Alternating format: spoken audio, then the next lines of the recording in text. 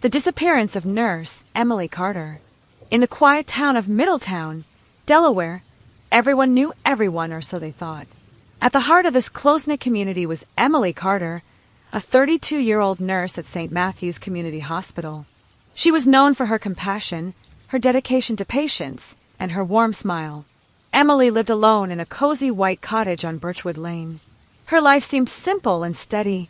Long shifts, Sunday brunches with friends, and volunteering at the local shelter. But beneath her calm surface, Emily carried secrets no one suspected. On the evening of March 12th, Emily finished her 12-hour shift and never made it home. 2 days later, her blue Honda Civic was found abandoned on a dirt road just outside town. The doors were locked, the keys missing, and her purse sat untouched on the passenger seat. The community was stunned. Candlelight vigils lit the streets. Volunteers searched the woods. Police initially believed it was a random act of violence, a crime of opportunity. But as detectives began digging, the picture of the kind-hearted nurse began to fracture. Detective Mark Jensen, assigned to lead the case, started by reviewing hospital surveillance and interviewing coworkers. Most described Emily as kind, but noted recent changes. She'd been distracted, secretive, and occasionally tearful. Phone records revealed a string of deleted late-night messages to a number registered to Dr. Nathan Reed, the hospital's chief surgeon. Married, respected, and seemingly devoted to his family, Dr. Reed admitted to a secret affair with Emily that had recently ended. He swore he hadn't seen her since. While Reed became the obvious suspect, a new lead emerged when a farmer found a torn piece of fabric near Lake Lillian. It matched Emily's uniform from the night she vanished. A dive team recovered a duffel bag weighed down with stones, containing Emily's hospital badge, a blood-stained phone case, and her missing keys.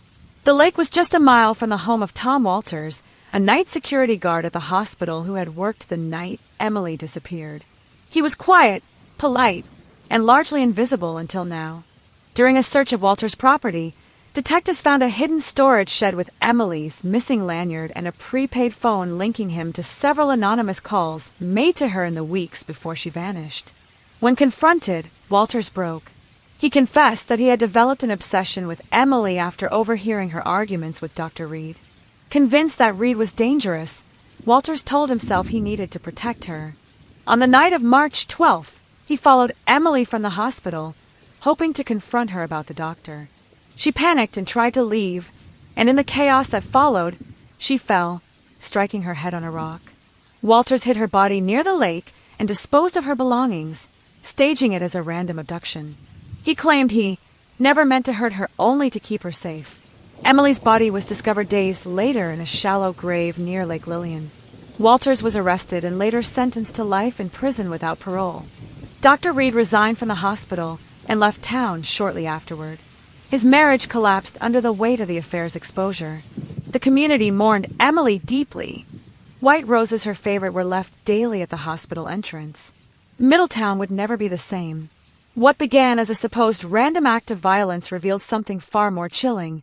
The line between protector and predator can blur, and sometimes the most familiar faces hide the darkest intentions.